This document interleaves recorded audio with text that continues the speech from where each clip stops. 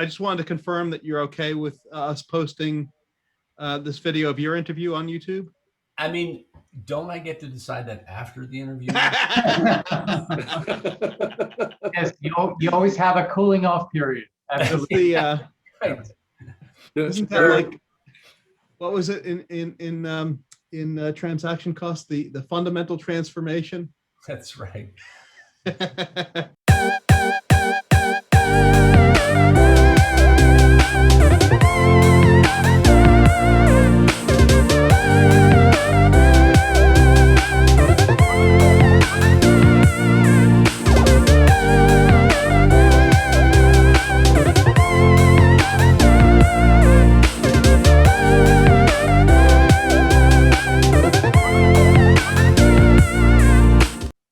We got Todd Zenger in the virtual house today.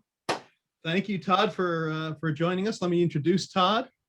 Todd Zenger is, you know a person's important when they have 3 job titles, and each of them is more than just one word. But Todd is University of Utah Presidential Professor, also the N. Eldon Tanner Chair in Strategy and Strategic Leadership, and the academic director of the Goff Strategic Leadership Center at Utah. Todd previously served on the faculty at Washington University in St. Louis's Olin School of Business. He earned his doctorate at UCLA's Anderson School in 1989. He is, as you all know, a global expert on topics of corporate strategy, strategic leadership, and organization design. He currently serves as a senior editor for Strategy Science, and formerly as associate editor for Management Science. He serves on the board of SMJ and formerly on the boards of Academy of Management Review, Organization Science, and Strategic Organization. His research has won numerous awards, including the one closest to my heart, the Atlanta Competitive Advantage Conference Best Paper Award in 2009, but also several others that are listed here. And the man, of course, is a publication factory, as you can see here at the bottom of my slide, with too many publications for me to even begin counting. So please join me in welcoming Todd Zenger. Thank you. I'm thrilled to be here. So thanks very much. So, you know, I love to start these interviews by asking our guests how they wound up in this field. In this profession. I never knew a 10-year-old who said I wanted to be a strategy professor when I grow up. So I assume that each one of us has a unique and perhaps indirect pathway into this career. So what was yours? It's a good question. I actually saw that you'd asked other people this question. So I actually was thinking about this yesterday. So both my parents earned doctorates, but neither were academics, or neither are or were. So I suppose that was a little bit in my DNA to potentially do something like this. I was an undergraduate at Stanford, and I don't really remember the sequence of these things. Bill Hesterly will tell you that if anyone wants to know about anything about my life, you should ask him, because his memory's so much better than mine, even though I experienced it. So that's how bad my memory is. But I took a class from Dick Scott, Richard Scott, who had just published the first edition of his, I don't even know what the title is, famous, very well-known organization theory book. And, it walked through all of organizational theory, but it particularly, one of the things it noted, because I was an economics student, it sort of talked about markets and hierarchies and Williamson, and even, I may have even mentioned some of Bill Ochi's work. So that was one sort of trigger. The other thing that sort of happened was I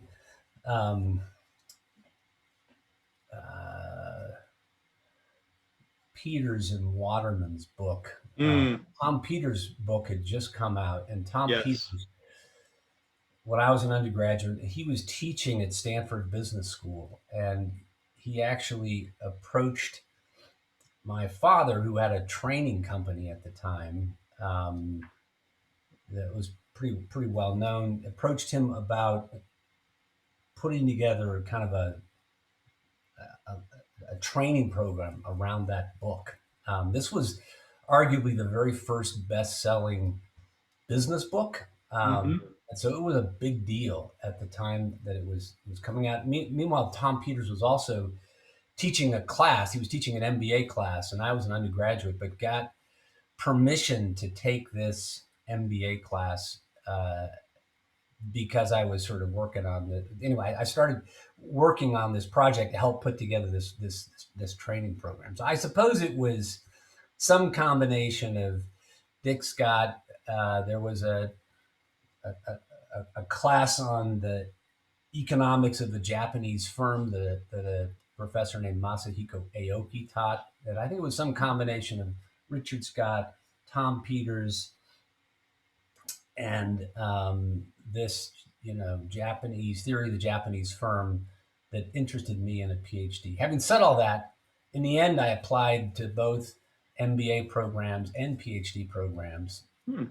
under the guise of, look, if I decide I don't like the PhD route, I can always, get the PhD, and it's like a supercharged MBA. Naive as Right. I was. Right. Exactly. Anyway, I guess I got into a couple. Like I applied to MBA programs, which was straight out of undergraduate was a very unusual thing as well. But Chicago at the time kind of had a positioning of taking people relatively young. So in the end, I had to choose between a PhD at UCLA or an MBA at University of Chicago, and I don't know. Somehow I did some mental coin flip and ended up doing the PhD.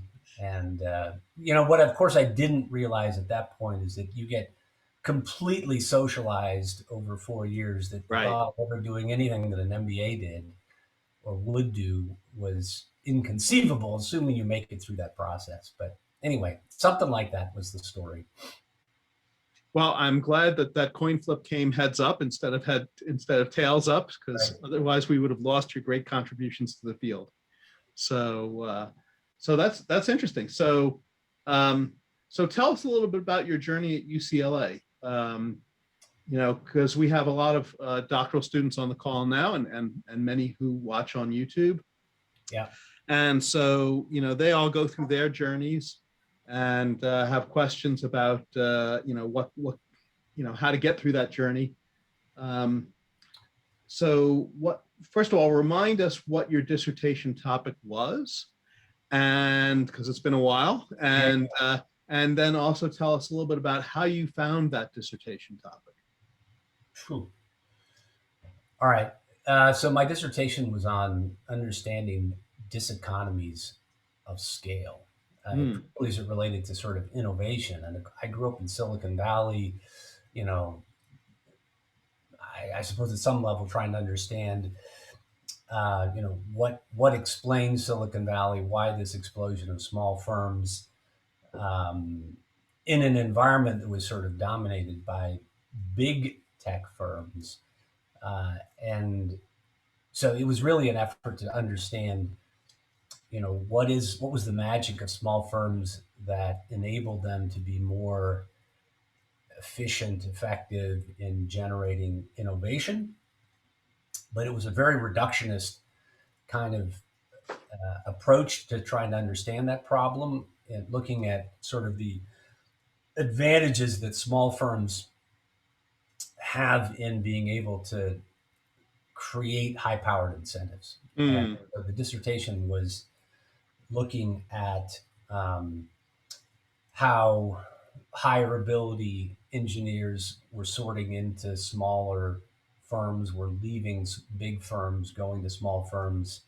Theoretically, it was kind of the beginnings of trying to understand kind of why big firms couldn't replicate large I'm sorry, why large firms couldn't replicate these incentives of small firms, and dealing with questions about social comparison and the the challenge that a big firm has in trying to replicate exactly the kinds of high power incentives that large firms generate. Um, so it was a study based on picking two big Silicon Valley firms, surveyed their internal engineers as well as those that had left, and kind of tried to document these patterns of sorting out of the big firm into smaller firms. What were the ability levels of those that left? How many patents they had? Um, as well as looking at the differences in just the types of incentives that existed in the small firms and large firms that they joined versus the ones that they left. So anyway, that was the dissertation. In terms of UCLA, UCLA was a remarkable place when I arrived in early 80s. So arguably the field was at that point. Michael Porter was had kind of emerged, and sort of IO economics had sort of become the first real theoretical um, foundation for kind of what is the new strategy. Um, Before that, it had been, in many ways, Purdue and played a big role in what it was prior to that. Mhm. But so anyway, that was sort of emerging at the time. Right. And Dick Brumelt was at UCLA, and then you had a huge Chicago school kind Hmm. of contingent. Eugene Fama was sort of hanging out there half the time, and half the time in Chicago. You had Harold Demsetz, Armin Alshian, Ben Klein of Klein, Crawford, and Alshian. You also had around the same time Williamson deciding where he was going to go, Right. and he considered coming to UCLA, um, and I think this was arguably the beginnings of the resource based view that UCLA played a hugely Right. pivotal role. Jay Barney was a brand new uh, professor at.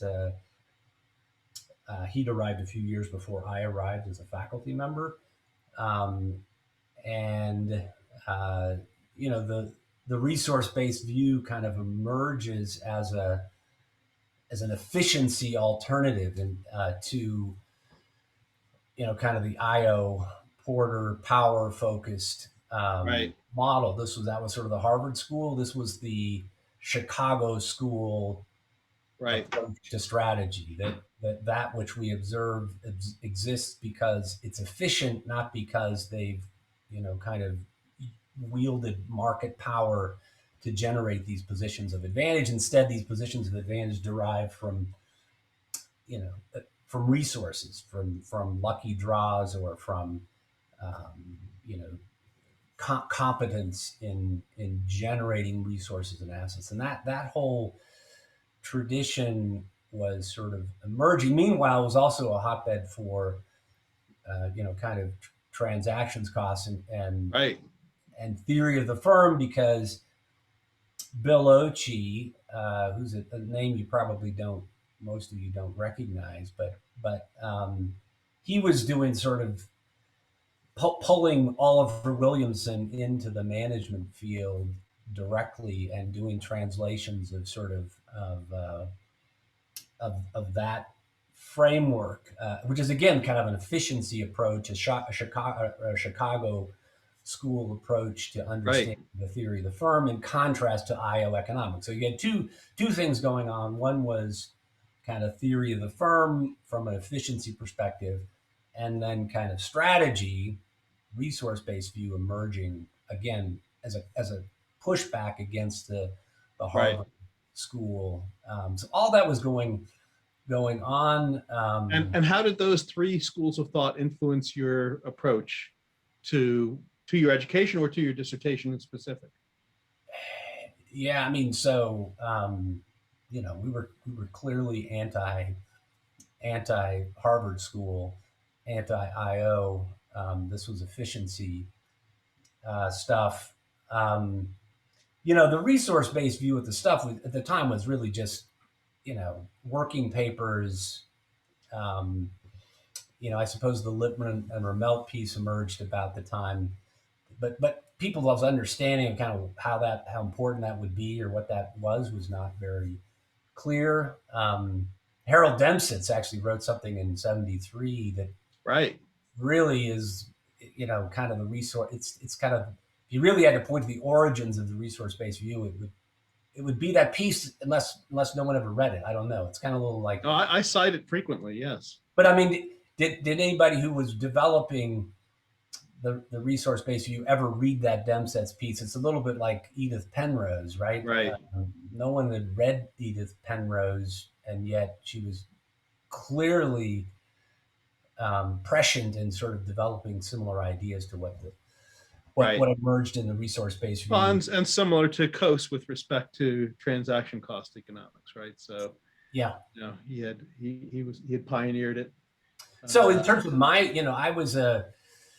I was probably much more focused on theory of the firm stuff, hence my topic of kind of diseconomies of scale. I also, when I came out, I was very, that's a pretty micro. The mechanisms involved were very, very micro. So I didn't really, when I came out, it wasn't clear that I was a strategy scholar. Mm-hmm. It was, I was kind of an organization theorist, and really kind of theory of the firm as being a strategy topic wasn't a thing at the time that, that I emerged from my PhD program. In fact, I was hired to go teach organization theory at Washington University originally. So yeah, I'll get to that in a moment about how you made that transition to become, really central to the strategy field. But I want to kind of rewind for a moment, which to comment on something you said earlier, which was from your description, it sounds like you were almost born into your dissertation topic, right? That coming from Silicon Valley, this was kind of bred into you. And so is this a topic that you really had in mind before joining the PhD program? See, now you I got to ask Bill Hesterly that question about memory. I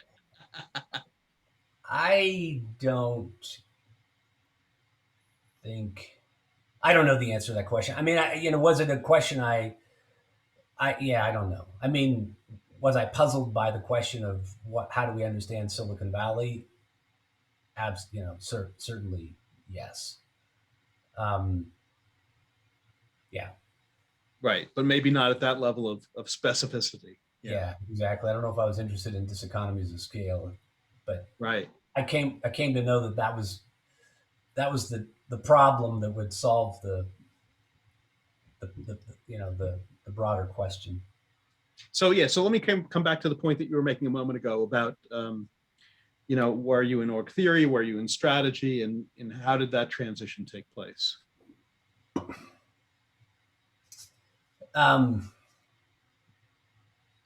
So there was really no one, when I was coming out, there was really nothing like what I was doing. And it's somewhat reflected in my initial job market experience. I went out and had interviews at, all the top schools, most of the top schools, and they didn't know what to do with me. And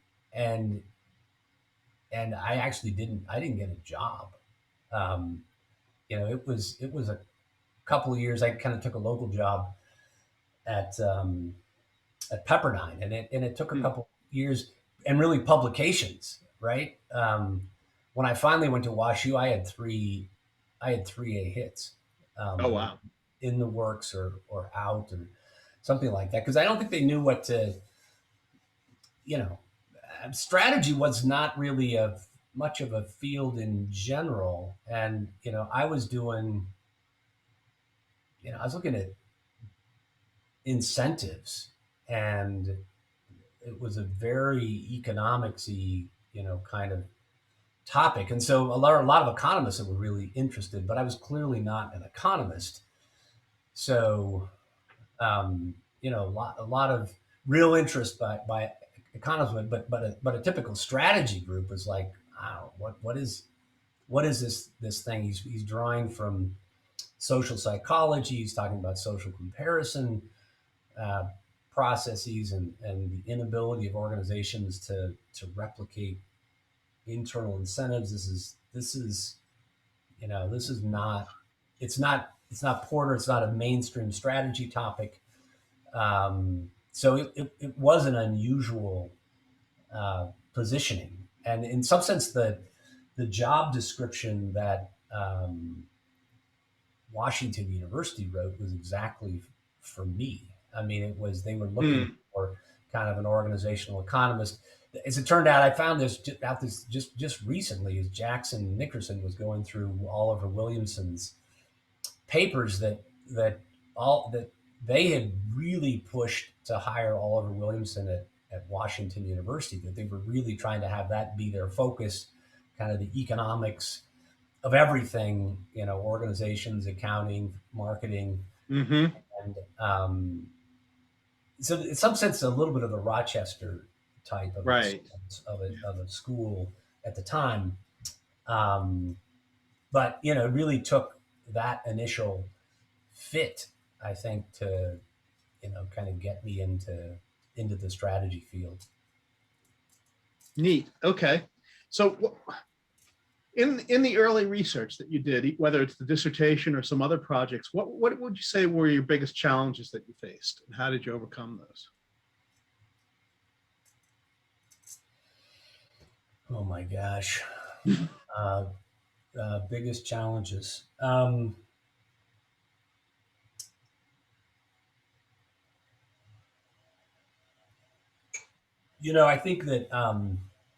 think one of the big challenges is that the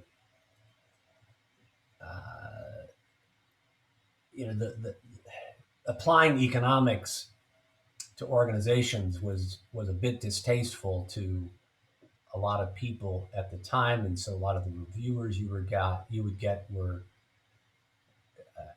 kind of disdainful of the approach, and so I think that was early on a challenge. I think it was also a period in which we were trying to figure out better methods for things as well, and so especially being at a school with a lot of economists, I was pushed to sort of try to use pretty sophisticated methods, despite the limitations of data. And anyway, I think it was sort of the same issue of the fit of economics within organization theory that was the biggest challenge. I also, when I joined Washington University, I was literally the only person who was really in the group that was trained. One person was OB, and the other person was the other two people. One was a political scientist, and the other was an operations person. So it was partly also having colleagues, right? So I had no colleagues when I initially arrived at Washington University in my field directly. I can see where that would be a big challenge. Yeah. So, I mean, the importance of getting feedback on research is so valuable in developing a project. So I could see where that would be a big setback. So tell us a little bit about how you got from that early research on diseconomies of scope in Silicon Valley to the research that you've been doing more recently. What's been your journey in terms of topic focus or methodology focus, or how have your interests changed and shifted over the years? So I would describe myself as I'm a little bit um, I don't have one stream of research. It's a bit, I'm not wanting to use the word scattered, because I don't think it's scattered, but it's broad. But you'll see some of the same themes. So I'm currently working on a project on the impact of pay transparency on the gender pay gap, on equality of pay in organizations, and kind of the relationship between pay for performance. That study, is a direct extension of my dissertation, in the sense that was dealing with the problem of pay comparison, of social comparison, limiting large firms from being able to mimic small firms' incentive packages. And what happens? So this study looks at looks in academia, and we look at waves of sort of transparency shocks that hit different states, and show how that pay transparency causes pay to be more equal, more equitable, but also very significantly dampens the relationship between pay and performance. Those mechanisms are the same mechanisms that I was dealing with in the dissertation. What happens at a large firm is that pay is much more. It's transparent, and it's also kind of the reference group that you care about. Right. And so it's very similar kinds of mechanisms. So, I've kept those themes up. Obviously, theory that was a theory of the firm kind of question. I'm interested in boundary questions. So other parts of my work have extended into boundary questions. The paper I'm going to present today is a direct extension of that dissertation work, in the sense that it's trying to deal with boundary questions, kind of adding to kind of fairness and equity and social comparison, to kind of the notions of purpose and how that affects boundary decisions. I suppose other puzzles, other questions have emerged from teaching often, right? It's been the work I've done on kind of organization design and kind of the dynamics of organization design. These were questions that emerged very early. Actually, it was probably the second, or maybe it was the first year I was teaching at Washington University. I was teaching about centralization and decentralization. And I was sort of saying, look, here's when you want to centralize, and here's when you should decentralize. And I was teaching MBA students who were probably 5 to 10 years older than I was. These were evening MBA students. And, my memory of this was that a couple of students basically said, you don't know what you're talking about. We watched our company centralize and then decentralize and centralize and decentralize, and it has nothing to do with what you're talking about. Go home to California, give up this profession. Anyway, so that wasn't what was said, but that was what I felt. And that initiated a question of what is really going on. Why do firms change their structure so frequently, or why do they change it at all? If we have this theory about fit, why isn't fit static? And this led to kind of a question, a different theoretical approach, built up though from first principles, which were, look, if structure is discrete and performance is continuous, then within a particular range, the optimal choice is going to be dynamic fit, not static fit. And I've done a number of things, kind of related to that topic.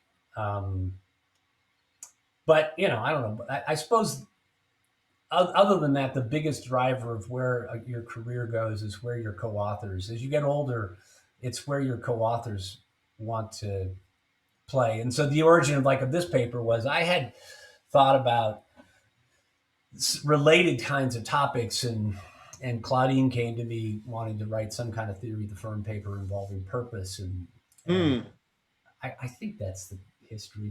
But I've been thinking a lot about sort of this issue of legal boundaries and why legal distinction matters so much, and what's wrong with sort of social theories of the firm, that they're not really theories of the firm at all, but theories of sociality. And anyway, so we decided to weave that stuff together. But it's, a lot of, kind of where you go is all about the problems you see. right. Right. So it sounds like, so I get these questions from doctoral students sometimes, should my research be theory driven? Should it be phenomenon driven, et cetera? And I never know what to answer them. Whatever works for you. But what works for you, Todd, in terms of that question? It sounds like a lot of this is phenomenon driven, right? Like, the executive MBA students telling you, hey, the phenomenon isn't what you think, or the, trying to figure out Silicon Valley. Yeah. But some of it sounds like, or your work on open innovation, right? That seems like maybe perhaps phenomenon driven. But some of your work seems to be more theory driven. So where do you come down on this, and how does it work for you? I hate to generalize that, but I mean, I suppose it's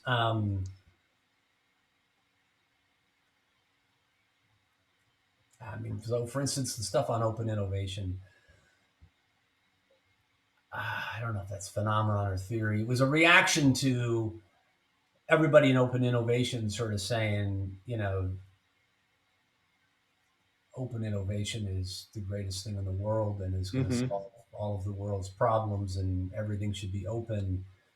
And I obviously, number one, that's not true, and that's not what we see. And there are all kinds of problems with open, and so just my theoretical mind is sort of saying, look, this has got to be some kind of fit. When is this valuable? When is it not? I don't know if that's phenomenon or theoretical. This paper today is probably much more theory driven, but again, it's all very, very anchored in kind of observation, right? I mean, it's sort of recognizing that clearly there's more going on here than the standard sort of economic theories of the firm. So I'm squarely in the middle. It's about Sounded like it, yeah. informed applied theory. I'm clearly an applied theorist, right? I'm not dealing with first principles game theory and trying to build out, new models. It's much more applied. Yeah, it sounds like that. So the topic that you focus on, as you've said, organization theory, incentives, firm boundaries, definition of the firm. What is it? So if we take that as your field of specialty, what do you think are the most important unanswered questions at this point in your area of research? What do we not know about those topics, about the boundaries of the firm, or about incentives, or about the definition of a firm, or however you define your field of specialty? What do we not know that we really ought to know by now? What's unanswered? I mean, I should say that one of the things I spent a lot of time the last 10 years working on is this kind of what I might characterize as sort of an alternative definition of kind of what strategy is, but it's kind of this theory-based approach and thinking, which is probably separate from, all this theory of the firm. Well, okay, we can discuss that too. But in any event, yeah. In terms of what do I think are, and I suppose I say that because I think that is that is one of the big unanswered questions, is sort of where do strategies come from, that I think the field has been built up as a set of tools and a focus on kind of units of analysis, and has really not engaged so much with how do people come up with strategies, where do these theories of value creation come from, and that's critically important. I Right, contrast right. with Yeah. I contrast this a little bit with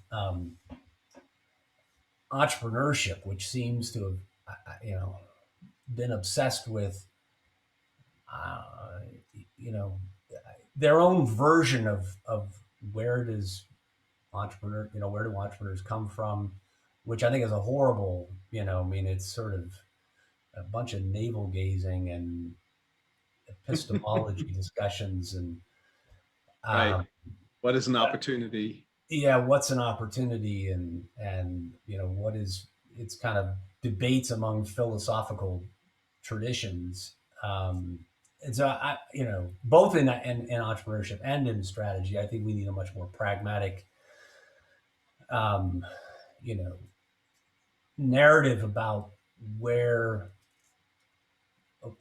this, where's value comes from.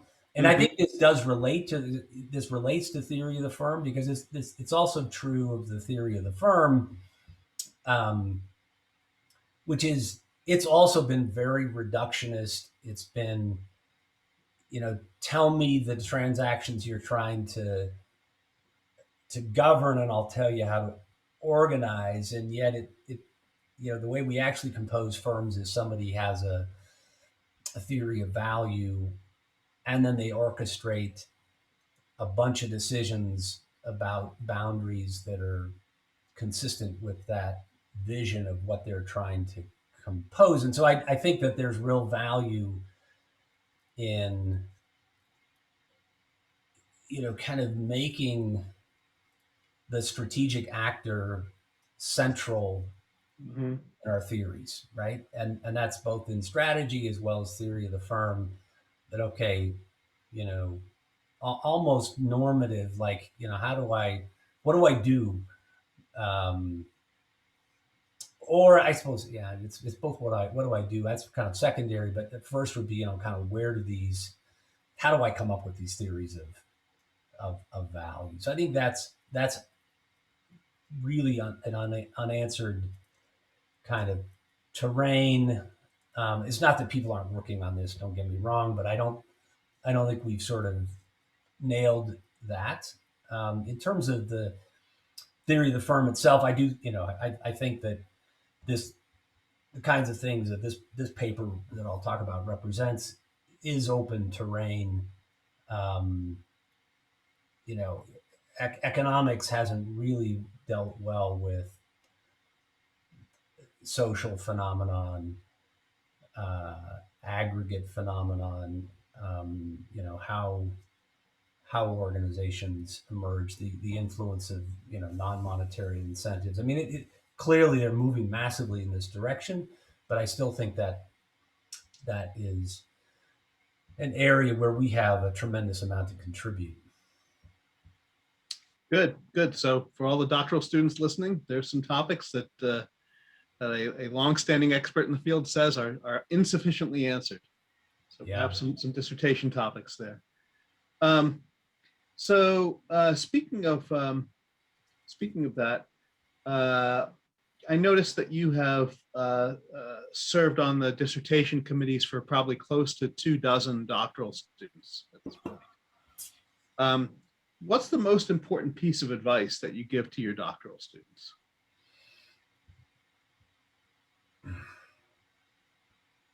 The most important piece of advice I give to potential doctoral students is don't do this, right? But assuming they Or it's not what you think it is. yeah, assuming they decided to do it. Uh, Gosh, you mean after they're done or in the middle of their dissertation? You could do both. You could, Yeah, I mean, either one. after they're done, I think one of the things I I tell, I suppose, new faculty is, while you're focused on um, getting your dissertation out the door, you need to be multitasking in terms of thinking about the next project. What's the data set? And in particular, collecting data, right? So you've got access to the data that you need when you're ready to turn to the next project. I know people have different theories about how they work. I get bored quickly, I suppose, and so I need several projects going at once because I just get tired working on one for months at a time, right? I have to, I'll do it for like 3-4 days, and then I got to throw it over the wall to my co-author or something else, and pick up something I'll have a little more energy. So, this is the exact opposite advice that Jackson gave on this channel. He said, focus on one project at a time. Yeah, I mean, so I do. It's true. I do this, but it's like, my 2 weeks is like max. I should say. I mean, it can be longer than that. But even in the 2 weeks, I'll need, it'll be a breath of fresh air to be able to spend some time on another paper edit or something like that comes through. No, Jackson's completely wrong, and you can his face. Okay. I mean, I obviously, obviously you can take this to the other extreme, and people have different working styles. But I'll for instance, I kind of have these phases where I've got 5 projects I'm working, and they all kind of hit at the same time, and then I reach this point like, okay, now I got to start some new things. But people work different. People work differently. What other advice to PhD students? I these are, you hear these things a lot, I'm sure, but you got to get the framing right. That a good question, and obviously some of it's about picking your good dissertation topic, but my maxim is always that a good question buys you a tremendous amount of forgiveness and on identification. Absolutely. And if for good purpose. That isn't, you're not trying to get one past people, but the most impactful things are not because of careful identification. They're and especially a novel, really great questions. Yeah, and it's particularly a novel question, I would think too. Yeah, a good novel question. It's gonna get you some forgiveness, and an extension of that would be a really well framed. The same paper, really well framed, is much more likely to get in than the exact same results and data, and you'll get better at framing papers over time, and you really should use your faculty mentors to help you with that framing and work with them on those first 2 pages, 3 pages, whatever it is, to get that right.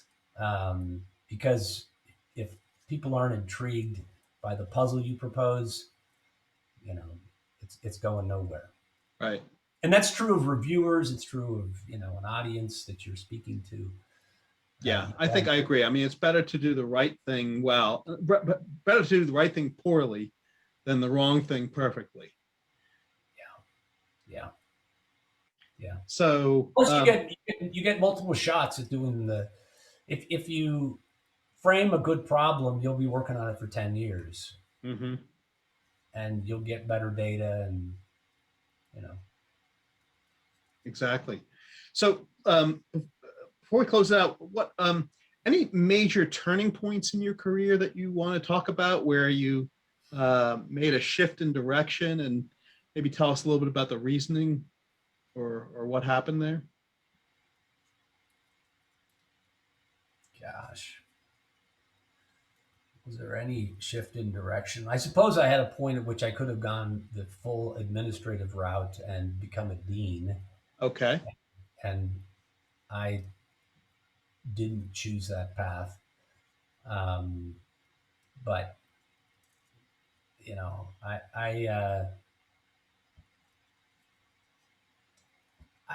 no, I don't think I don't think there's been any major pivot. I suppose this is advice for old people, not young people, but what I have appreciated over my careers working with young faculty, I try to be very, very careful about not exploiting young faculty members and making sure I am contributing in joint projects and such. But, you come with great questions and new methods. And I have, kept, while I probably can't implement the latest. I'm confident I couldn't implement the latest econometric methods because it's been too long since I, worked with a statistical package. Right. I understand, and I have learned massive amounts. Working on this recent paper with Tomas Obloy on pay transparency. I didn't even know there was this. Neither of us did. Knew there was a whole area called kind of dynamic difference. Differences, and how you deal with all kinds of empirical challenges when you got problems with parallel trends, and it's all stuff that working with young faculty, and you see if you don't kind of stay connected with the next generation, Right. People's careers just drop off a cliff. And so, part of my advice to the mid-career people here would be, don't just work with mid-careers, don't just work with your fellow peers. You have to work with folks who are sort of staying on the cutting edge of kind of what's out there, and that's pivotal to staying in the field as opposed to, just quitting by the time you're 60. Exactly. And I enjoy working with doctoral students and junior faculty members for exactly that reason. They bring fresh perspective, fresh tools, fresh questions, and that sort of thing. But what I bring is, I may not be able to do QCA or do machine learning, but damn, I know how to write a reviewer response letter, I do that too. And that's important, right? Yeah. And that's something they don't have, is they've never had to written a reviewer response letter. So good. Well, thank you, Todd, for This was fun. For sitting for the interview and for playing along with our celebrity talk show interview ritual. So everybody, please join me in thanking Todd Zenger.